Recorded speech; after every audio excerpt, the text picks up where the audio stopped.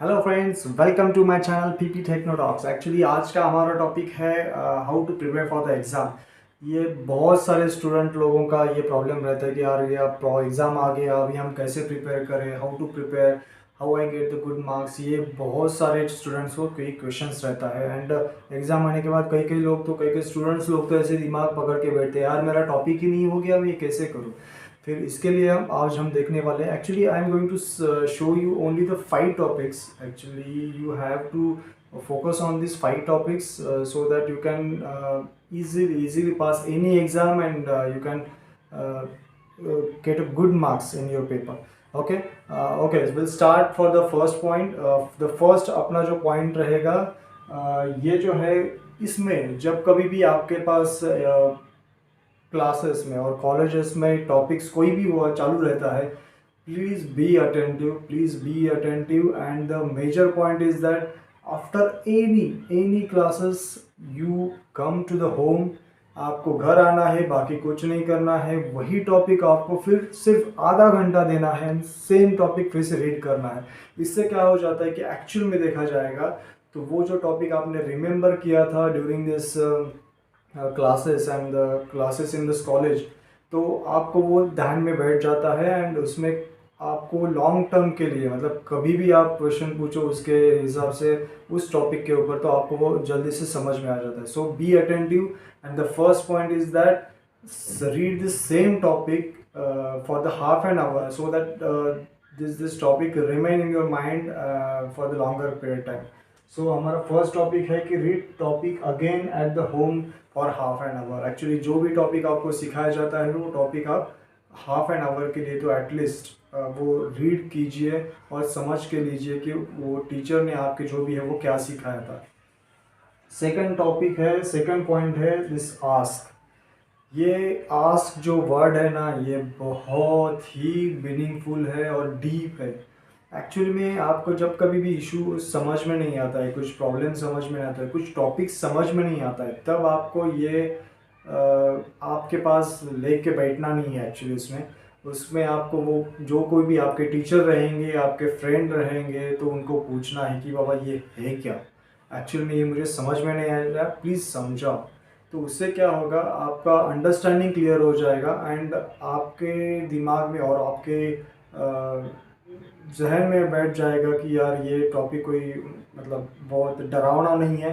इसको आप समझ लेंगे तो आपको पता चलेगा this is a very easy topic. Actually कुछ भी आपको पता नहीं रहेगा तो पूछ लीजिए, पूछने के लिए हिचकिचाए मत और डरो मत।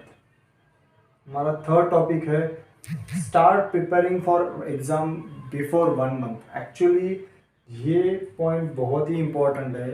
कुछ लोग क्या करते हैं कि एग्ज़ाम आने के पहले ही, मतलब अगले दिन पहले ही, कभी कभी लोग बुक खोल के बैठ जाते हैं और पढ़ना चालू कर जाते हैं। और उस टाइम पे ऐसा रहता है कि हमारे दिमाग में बहुत सारे टॉपिक चलते रहते हैं, we are already panic in condition. So उसमें आपको जब कोई भी आप पढ़ना चाहते हो वो प्रॉपरली फोकस वे से पढ़ नहीं पाते और वो अंडरस्टैंड नहीं कर पाते। सो इसके बेसिस के ऊपर आपको पता चल गया कि हाँ, कोई भी एक्चुअली में कॉलेज में देखा जाएगा तो एग्ज़ाम टाइम टेबल इमीडिएटली, मतलब बहुत दिन पहले आ जाता है। So that accordingly you plan your time table and आप प्रिपेयर करना स्टार्ट कीजिए before 1 month.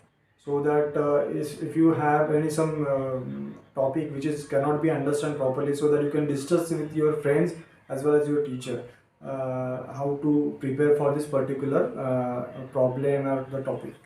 Okay, the third point ये है हमारा कि start preparing for exam for before 1 month. Fourth है take old sample paper.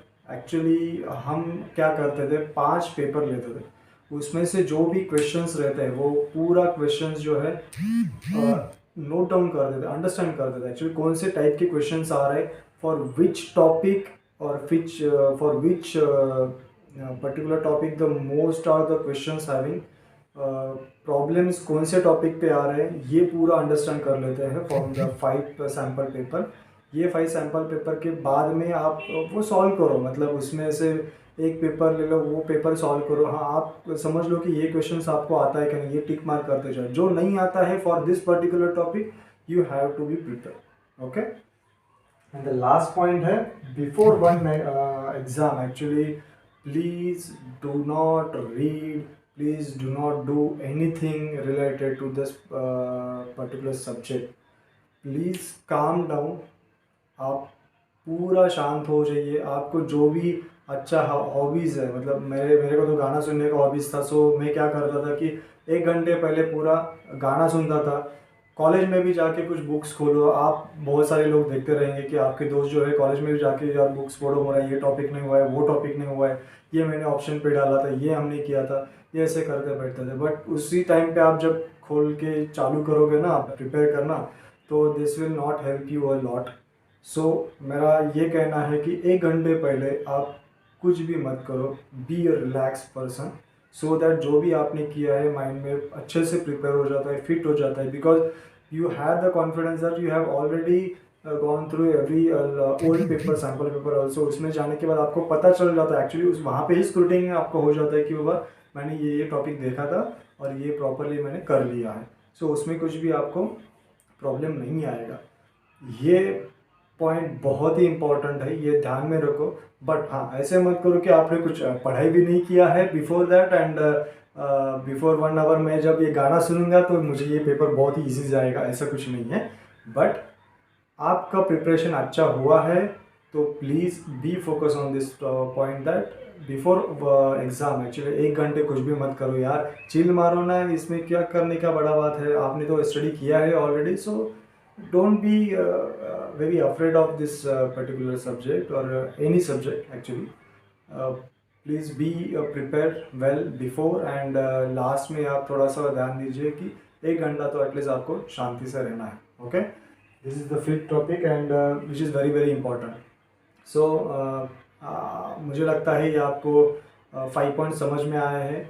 And if you have any queries, please comment so that I can go through it, and if you have any doubt, I can help you out. Okay, and then best of luck for all of you, and thanks for watching my video. Please subscribe and like this video, and if you find this video very helpful, then please share with your friends. Thank you.